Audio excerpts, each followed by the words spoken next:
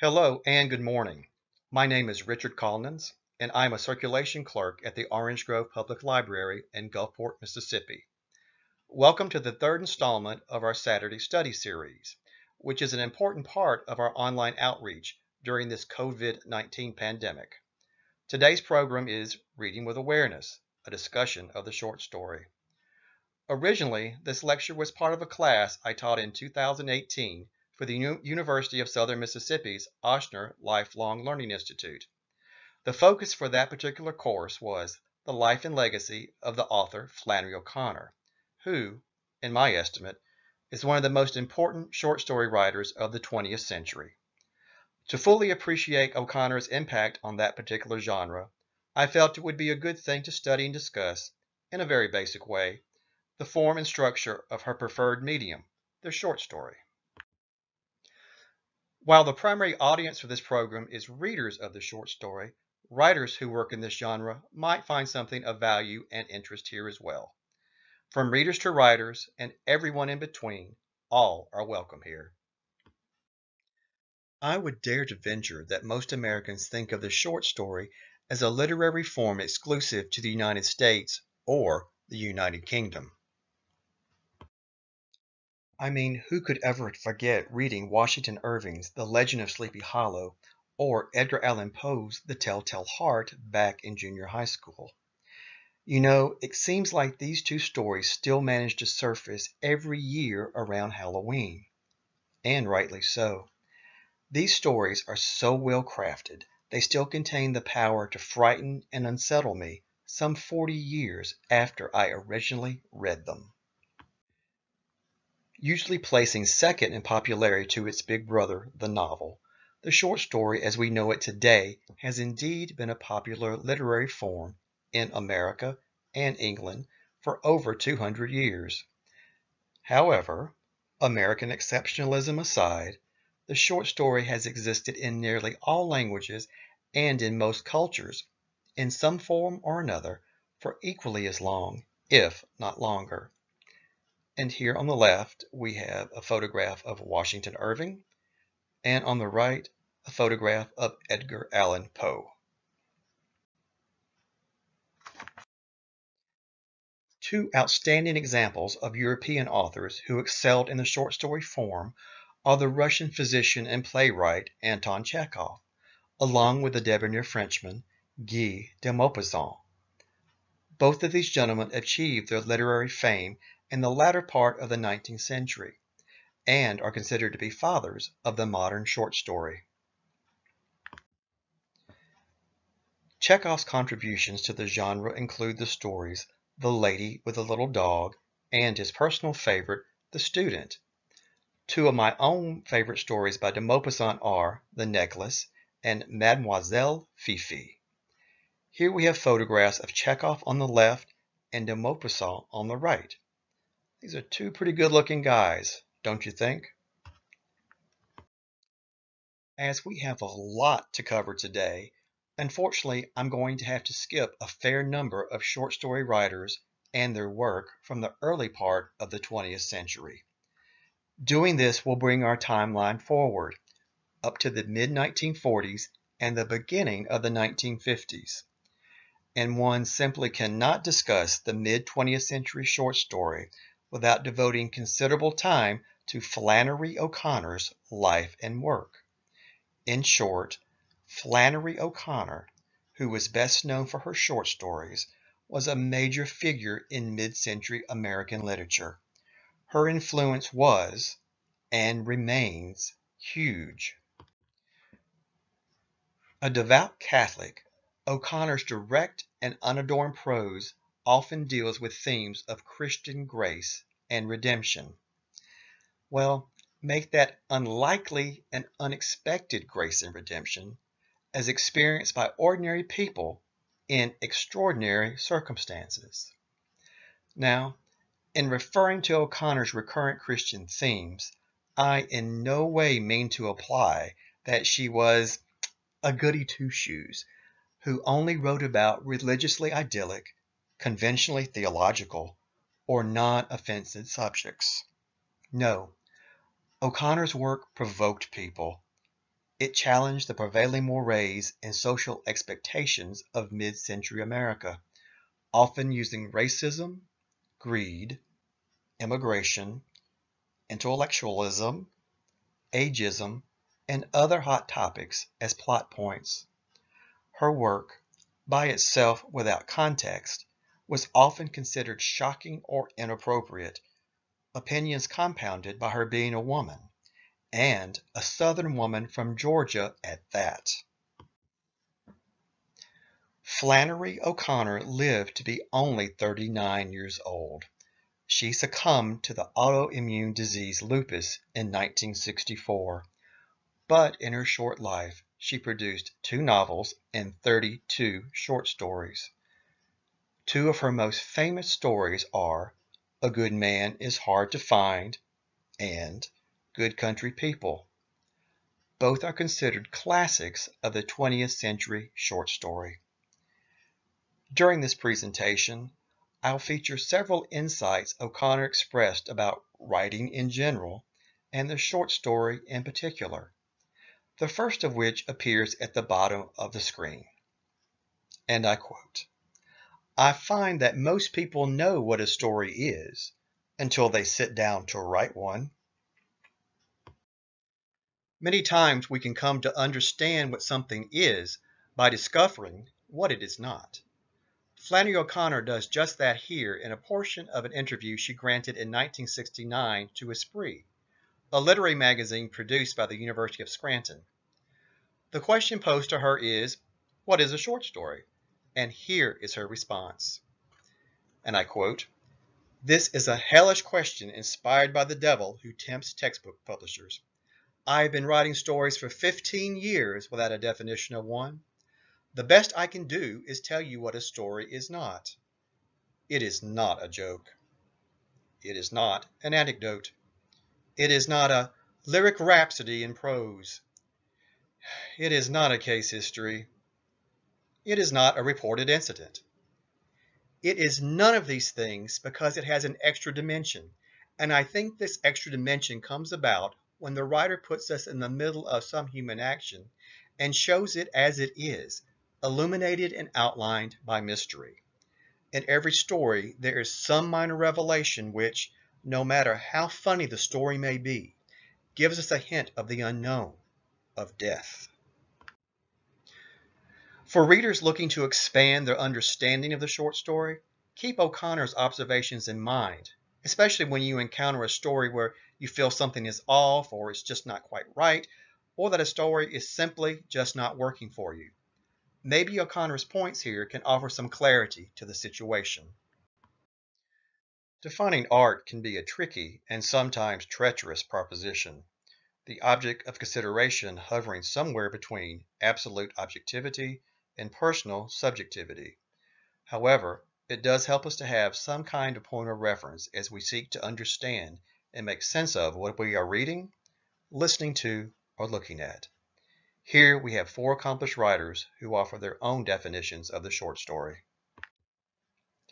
At the top of the screen, we have Joyce Carol Oates, and she writes, "My personal definition of the form is that it represents a concentration of imagination and not an expansion. It is no more than 10,000 words, and no matter its mysteries or experimental properties, it achieves closure, meaning that when it ends, the attentive reader understands why." In the center of the screen, Ian Forster writes, "A short story is a narrative of events in their time sequences." The third example is by Diana Bacco, and she writes, "A short story is a window into a larger story the reader doesn't get to see. A flash goes off, and the reader can observe a small part of a character's life. You might not get a big insight into the character's background, how he or she got there and who or she is. You just get to see them in the moment, in that particular situation." And the last definition is probably my favorite, and that's by Stephen Vincent Benet. And he writes, "A short story is something that can be read in an hour and remembered for a lifetime." Now, let's look at some major characteristics of the short story. A short story is a prose narrative, that is, a written account of connected events. It is rarely over 10,000 words or below 500 words. More commonly, it is between 1,500 and 5,000 words. It is a single-sitting read, but with enough time and weight to move the reader. It is narrow and focused to produce a singular effect, sometimes referred to as Poe's unity of effect, and it produces some kind of emotional response. The story's meaning is produced through events affecting some change or denial of change in an individual.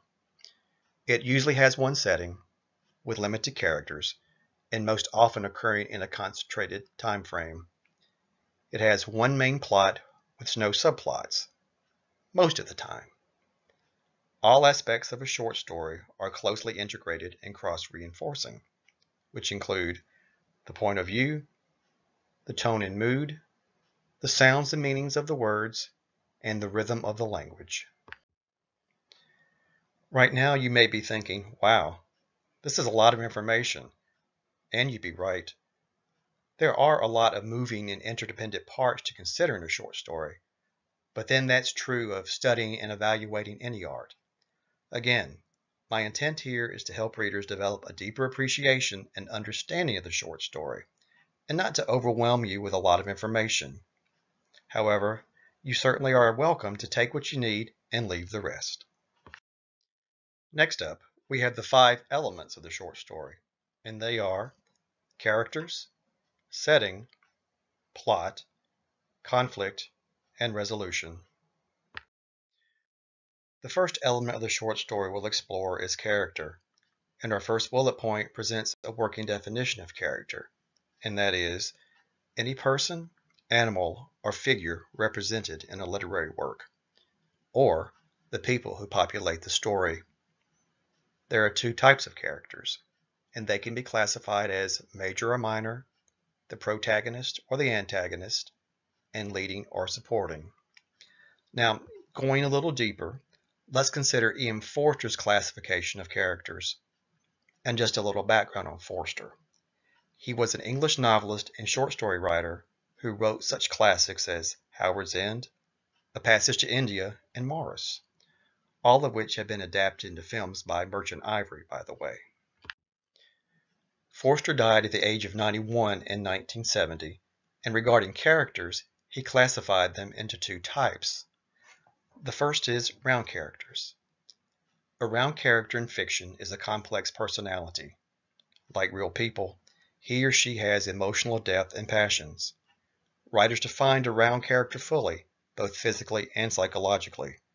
It is the character with whom the reader can sympathize, associate, or relate to. Now on to flat characters. A flat character in fiction does not change much or at all from the start of the narrative to its end. Flat characters do not have any real emotional depth. A flat character has just 1 or 2 qualities which almost remain the same throughout the story. He or she does not undergo significant growth or changes. Authors generally don't provide much detailed information about flat characters. You know, I think the visual elements Forster offers here in terms of something being either flat or round really help bring home his concepts.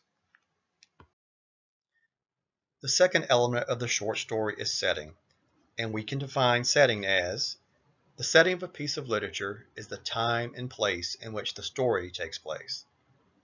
The definition of setting can also include social statuses, weather, historical period, and details about immediate surroundings. Settings can be real or fictional, or a combination of both real and fictional elements. Some settings are very specific. For example, the Orange Grove Public Library, while others are descriptive, a small boat out on the Gulf of Mexico. Most stories have only one setting. I want to bring your attention to the bottom of the screen where I have posted an excerpt from an essay about place, or setting, written by Mississippi's own Eudora Welty. This is from her essay Place in Fiction, and Welty writes, "Place is one of the lesser angels that watches over the racing hand of fiction, perhaps the one that gazes benignly enough off to one side, while others, like character, plot, symbolic meaning, and so on, are doing a great deal of wing-beating about her chair. and feeling, who in my eyes carries the crown, soars highest of them all, and rightly relegates place into the shade. Welty's work was recognized for many things, but her mastery of place, or setting, is nothing short of exceptional. Plot is the third element of the short story, and I want to share with you an excerpt about plot from Hallie and Whit Burnett's book, The Fiction Writer's Handbook. Plot, then, we say, is an arrangement of related events establishing a situation with anticipation, suspense, emotion, and satisfaction in a dramatic form. Aristotle, in his Poetics, simplified the whole thing by saying that plot is the arrangement of incidents, incidents which must be whole, complete in themselves, and of adequate importance. Now, note here that the Burnetts refer to Aristotle's Poetics. If you really want to understand the roots of poetry, drama, and literature, it's a must-read. In short, Aristotle considered plot to be the most important dramatic element of them all. Personally, I like short definitions of complex things, if that's ever possible. So I really like this concise introduction to the basics of plot as offered by the late, great Florence King. King writes, "Plot is a mathematically balanced and logically structured series of events leading to the resolution of a conflict." What King is addressing here is order. Order through structure. One event logically leads to another until the conflict is resolved. At the bottom of the screen, I want to draw your attention to again the observations of E.M. Forster. I think his comparison of plot to story offers great clarity on the differences between the two. To wit, he writes, "A story can only have one merit, that of making the audience want to know what happens next. The king died, and then the queen died, is a story.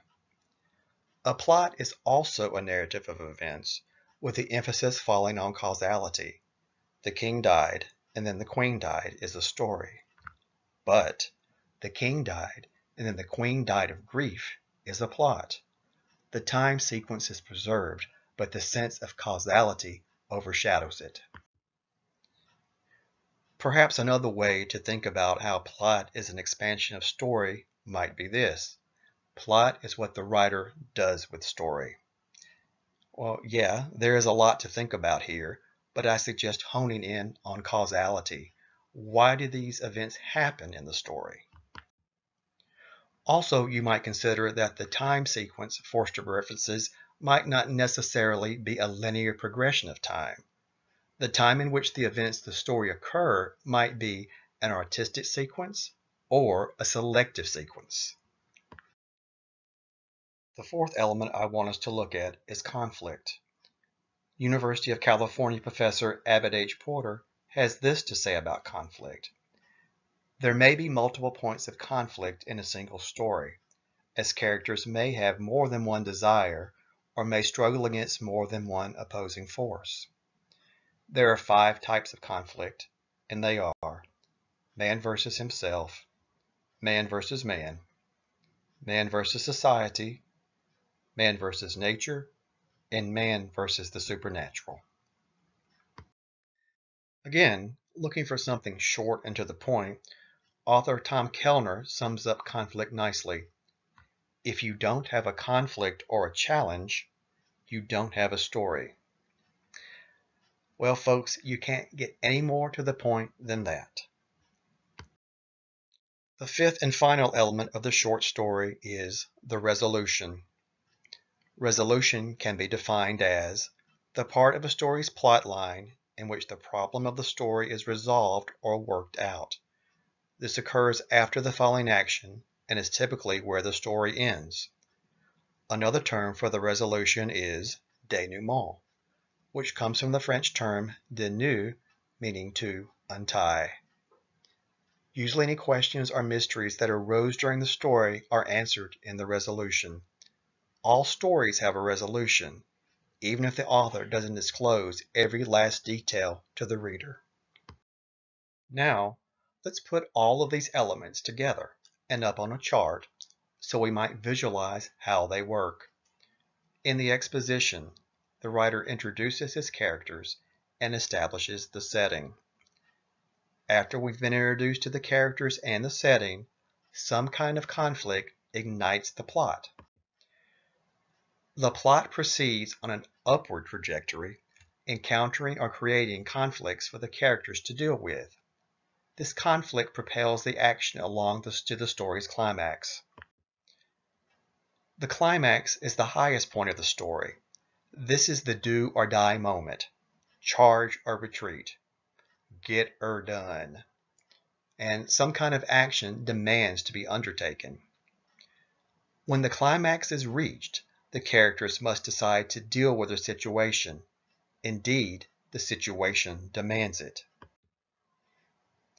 Outward or internal change may or may not occur, but even if a character chooses not to take physical action or make a conscious decision, that character has changed merely by being part of the story. The intensity of the climax cannot be sustained, so the aftermath of the climax usually occurs much more quickly than it takes to reach it. After the climax, characters work toward going back to some state of normality. The falling action depicted here is an apt description, as if gravity is pulling the action down to a finish. This portion of the story can also be referred to as the denouement. Finally, the reader, along with the characters, reaches the story's resolution or conclusion. At the resolution, the characters either have or have not achieved their desired state of stasis or balance. They either have or have not gotten their lives back to normal. But, it can be argued, things never really get back to normal, as the characters are never the same at the end of the story as they were at the beginning of the story. Let's explore a short story's theme, or what the story is about. Let's consider a definition and some characteristics of theme. The theme of a story is the idea the author is attempting to convey to the reader, the central idea of the story, or the underlying message. Short stories usually have one major theme, sometimes supported by one or two minor themes in service to the larger idea. The theme is usually universal in nature and transcends cultural barriers, touching on the human experience. The theme of a story can be stated directly or indirectly. However, it is usually inferred as the cumulative effect of characters, plot, setting, conflict, and resolution.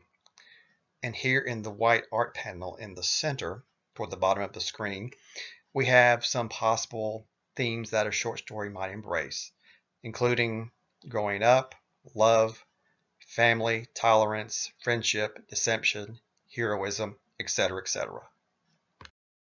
Next, let's look at some familiar short stories and their respective themes. I've tried to work with stories that many of us probably have read or already know, but if you haven't read these stories or don't know them, well, that's okay. I'll try to explain the basics of plot to each story. But what's more important here, I believe, are the concepts I'll be discussing. And the first story we'll begin with is one of Eudora Welty's masterpieces, and it's Why I Live at the P.O. The synopsis. An unnamed first-person female narrator, a high-strung small-town postmistress, hilariously recounts a series of family affronts, which anger her to the point of spontaneously picking up and moving into the local post office. A possible theme: family dysfunction, and more specifically, Southern family dysfunction. Our second example comes from The Lottery by Shirley Jackson. The synopsis. A smug, arrogant, gossipy housewife looks forward to the yearly town lottery, where the townspeople randomly select a citizen to stone to death. Well, that is until she is chosen as the winner. The theme: dystopia. For our third example, I've chosen one of William Faulkner's classic short stories, A Rose for Emily. But before we begin to discuss this synopsis, I want to talk a little about Faulkner, the man himself. I've discovered that most people don't know that Faulkner wrote a lot of short stories, especially in the early days of his career. Back when William Faulkner was writing short stories, along with the likes of F. Scott Fitzgerald and Ernest Hemingway, an author could make himself some pretty good money doing that, scoring often as much as $3,000 to $5,000 per story.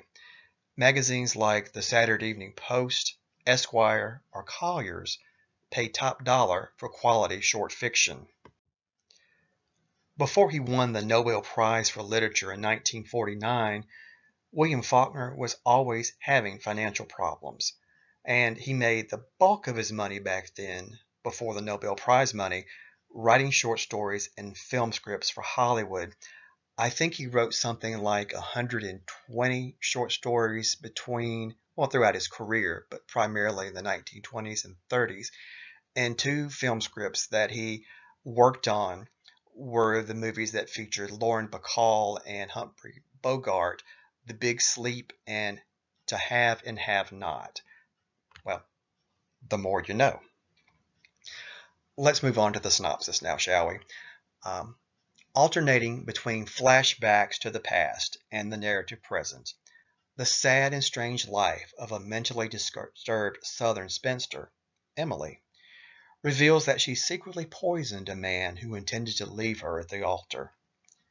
40 years later, at Emily's funeral, the townspeople open a sealed bedroom door to find a dead man's body in an advanced state of decay lying on the bed. Next to the corpse, the townspeople discover the indentation of a head and a pillow, along with a strand of Emily's gray hair. Southern Gothic at its finest. Possible theme for this story: obsessive love. That of Emily for her suitor, who jilted her, and early in the story, that of Emily's father for his daughter. This is a complex and convoluted short story. I think the way Faulkner makes all this work in the form of the short story is nothing short of brilliant. If you haven't read A Rose for Emily, read it.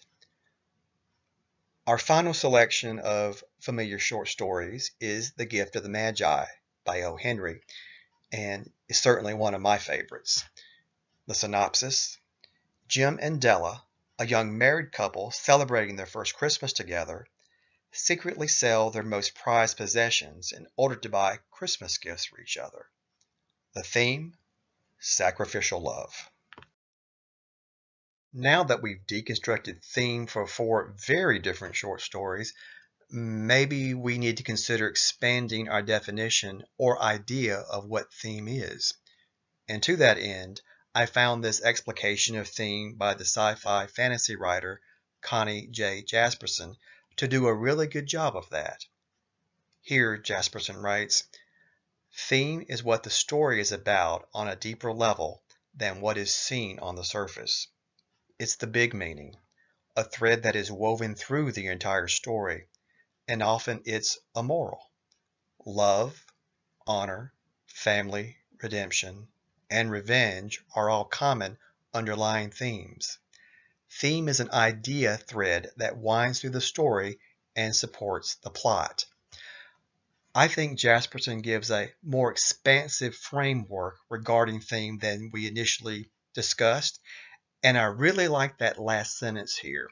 Let me read it one more time. Theme is an idea thread that winds through the story and supports the plot. Keep this in mind as we continue. I have a question I want you to consider, and that question is the theme of a short story the same as the meaning of a short story? And to answer that question, I'll once again consult the oracle that is Flannery O'Connor. In addressing the difference between theme and meaning, O'Connor writes, and I quote, "I prefer to talk about the meaning in a story rather than the theme of a story. People talk about the theme of a story as if the theme were like the string that a sack of chicken feed is tied with. They think if you can pick out the theme the way you pick the right thread in the chicken feed sack, you can rip the story open and feed the chickens. But this is not the way meaning works in fiction. When you can state the theme of a story, when you can separate it from the story itself, then you can be sure the story is not a very good one. The meaning of a story has to be embodied in it, has to be made concrete in it. A story is a way to say something that can't be said any other way, and it takes every word in the story to say what the meaning is. You tell a story because a statement would be inadequate. When anybody asks you what a story is about, the only proper thing is to tell him to read the story. The meaning of fiction is not abstract meaning, but experienced meaning.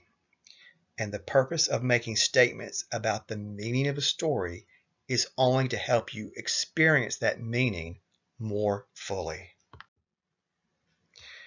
Now, obviously, there's a lot going on in these two paragraphs. I don't necessarily agree 100% with everything O'Connor says here, especially the first sentence of the second paragraph. When you can state the theme of a story, when you can separate it from the story itself, then you can be sure the story is not a very good one. But what I think she's referring to here deals with poor craftsmanship. A theme that is too explicitly or too directly stated, a theme that doesn't allow the reader to put it together for himself. It's the dictation of theme versus the discovery of theme. I do, however, totally agree with this sentence. When anybody asks what a story is about, the only proper thing is to tell him to read the story. For me, the takeaway here is twofold. One, theme and meaning are not the same thing. And number two, theme works in the hand of a talented writer to help create meaning. I'll talk more about the book from which this essay comes from later, the book Mystery and Manners. But for now, allow me to recommend it as an excellent resource for readers, and it should be required reading for writers. I remember when I originally put this presentation together over 2 years ago, I was flummoxed in thinking of a way to teach understanding meaning in a short story. But I came to realize that teaching this kind of thing is kind of like teaching someone to ride a bike. There's really not a whole lot of talking going on about it. It's just something you figure out on your own. You learn it by doing it. Well, obviously, learning to ride a bicycle, which is a physical activity, is not like reading and understanding a short story, which is more of an intellectual and emotional endeavor. But bringing forth everything we've talked about today thus far, I want to share with you my approach to understanding meaning in a short story. Let's take in consideration all the story's elements we've discussed thus far. A quick review: those are characters, setting, plot, conflict, and resolution. Next, in a well-crafted story, all of these elements work together to create what Edgar Allan Poe calls a unified effect. While we have isolated them here for the sake of analysis, these elements are not meant to stand alone. They are not a story by themselves. Ideally, characters, setting, plot, and conflict uniquely work together, moving toward the story's resolution, creating something larger than the sum of its parts, which is an intellectually satisfying, emotionally effective, and soundly structured story that clearly expresses a thought, an idea, or a feeling. Or perhaps it asks a question, with or without a clear answer. Now, moving forward, an intellectually satisfying, emotionally effective, and soundly structured short story relies on cause and effect. You might think of it in these terms. Who or whom did what? Where did they do it? How did they do it? Why did they do it? The real meat of any story, to me, what holds my attention as a reader and causes me to turn the page, is generally found in the how and why. Taking all the above into consideration, ask yourself, what is the story about? Question. Don't overthink your answer. Generally go with your gut feeling, at first anyway. Edit your response to the what is the story about question to 1 or 2 words, or even a short phrase. Therein lies the theme or themes for that particular story. Now, the payoff for this whole process: consider that theme to be in service to the meaning of a particular story.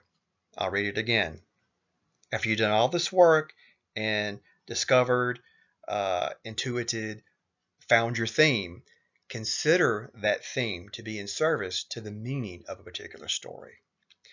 Let's move back to our 4 short stories and see how we can apply theme to understand meaning to each of those. And we'll start off with Miss Welty's Why I Live at the P.O. And for that story, the theme of family dysfunction, if you remember, serves the meaning of Eudora Welty's Why I Live at the P.O., and that without that particular family's dysfunction, the narrator wouldn't have moved out of the family's home. My interpretation of the story's meaning: family dysfunction can make us do things in anger without necessarily considering the consequences of our actions. Let's move on to Shirley Jackson's The Lottery.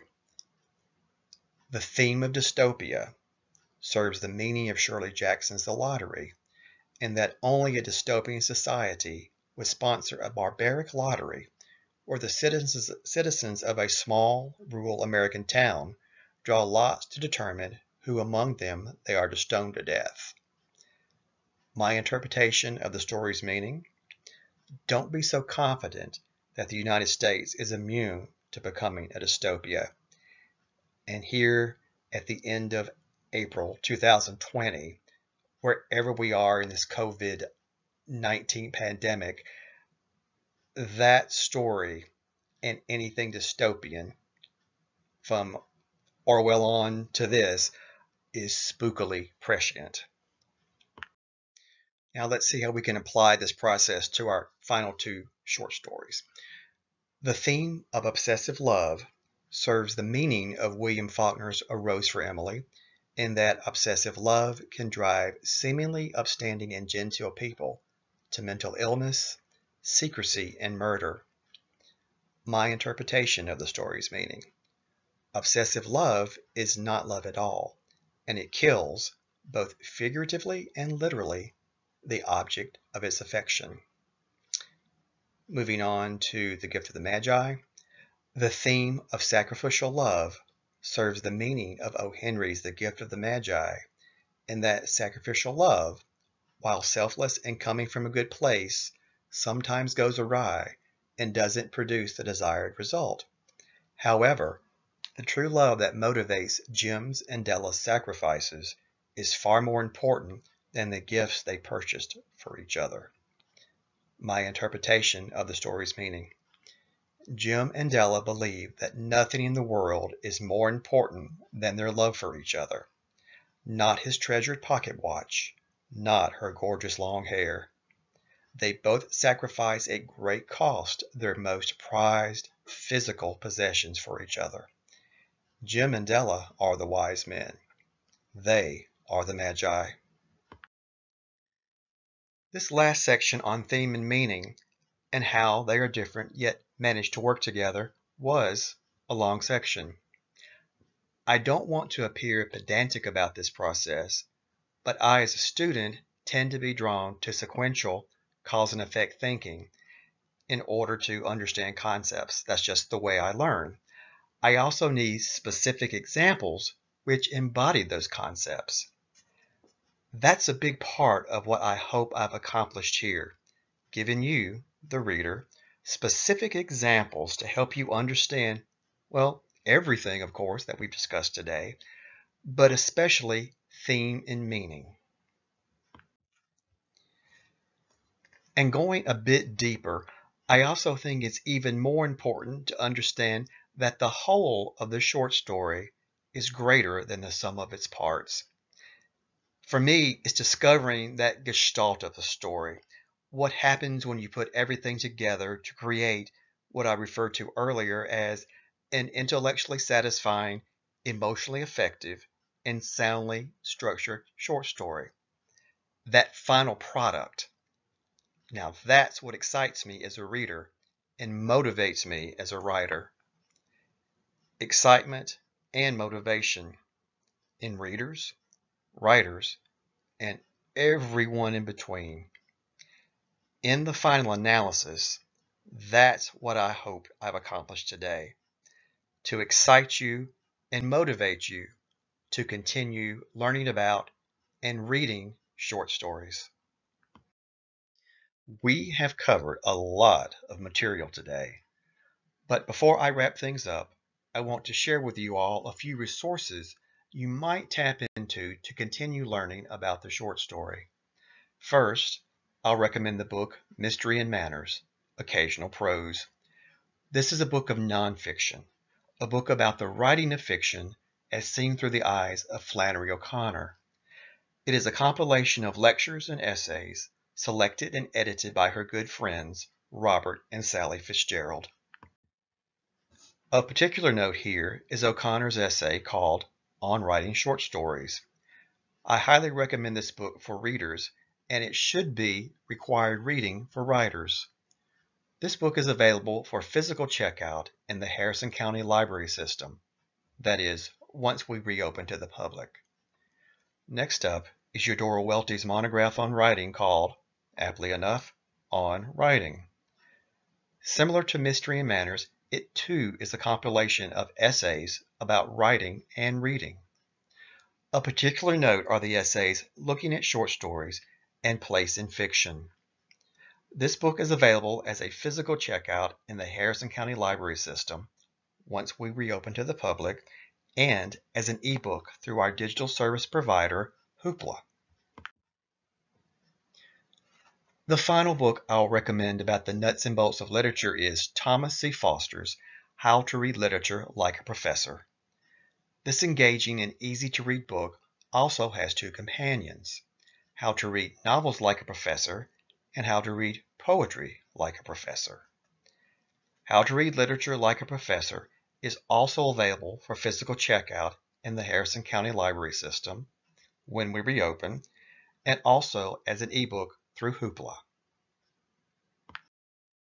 Since we've spent the bulk of this program discussing the nuts and bolts of the short story, let's now consider reading some. I'll begin with the collected stories of Eudora Welty. Nuff said. Second, we have the work of another outstanding Mississippi author, Ellen Gilchrist, who now lives in Ocean Springs. This short story collection, Victory Over Japan, won the National Book Award back in 1984, and it remains one of my personal favorites. I'm happy to say that Hoopla carries a number of Ellen Gilchrist books. Third, I want to tell you about the work of Jamie Quatro. I met Jamie at the 2018 Mississippi Book Festival, and her collection of short stories here, I Want to Show You More, is impressive. All three of these books are available through our digital service provider, Hoopla, and the Hoopla website is www.hoopladigital.com. At the beginning of this program, I talked about Anton Chekhov and Guy de Maupassant regarding their contributions to the short story. I just wanted to let you know that Hoopla has a number of their respective short story collections in its inventory. And if you're looking to read something more modern, Hoopla currently carries volumes 2011 through 2016 of the Best American Short Story series. The 2013 edition featured here was edited by Elizabeth Strout, who wrote the 2009 Pulitzer Prize-winning story collection, Olive Kitteridge, and its recently published sequel, Olive Again. Maybe you'd prefer to listen to your stories rather than read them. If that's your cuppa, Hoopla's got you covered. Here are a number of short story collections on audiobook featuring Eudora Welty, Anton Chekhov, Guy de Maupassant, Edgar Allan Poe, and Louis L'Amour. I highly recommend listening to Eudora Welty reading her own work. Why I Live at the P.O., told in her own voice, is a real treat. What's that? You don't have a Harrison County Library System library card? No problem. To apply for a digital access library card during this COVID-19 quarantine, please email hcls.ecard@gmail.com. Digital access allows you to explore the following: Universal Class, the Magnolia Database, Hoopla, and Learning Express. When the branch libraries fully reopen to the public, just bring in your picture ID and proof of residency. Our CERT clerks will be happy to give you a hard copy library card at that time. As a program presenter, I am certainly happy to answer any questions you might have regarding the material we've covered today. I am also interested in your comments and feedback as I work to improve the content and presentation of my programs. I can be reached at r.kalnins@harrison.lib.ms.us. I'll be sure to reply to your questions or comments promptly. To learn more about the programs and activities offered by the Orange Grove Public Library, visit our Facebook page, and that can be found at www.facebook.com/Orange Grove Public Library. As we wrap things up, I just wanted to share with you one of my favorite photographs of Flannery O'Connor and two of the many peacocks she and her mother raised on their farm in rural Georgia. I just think this picture is kind of neat. That's all. Thank you again for spending time with me today. I hope it was helpful, and be sure to tune in next week for another program in our Saturday Study series. Take care and be well. I look forward to seeing you soon at the Orange Grove Public Library.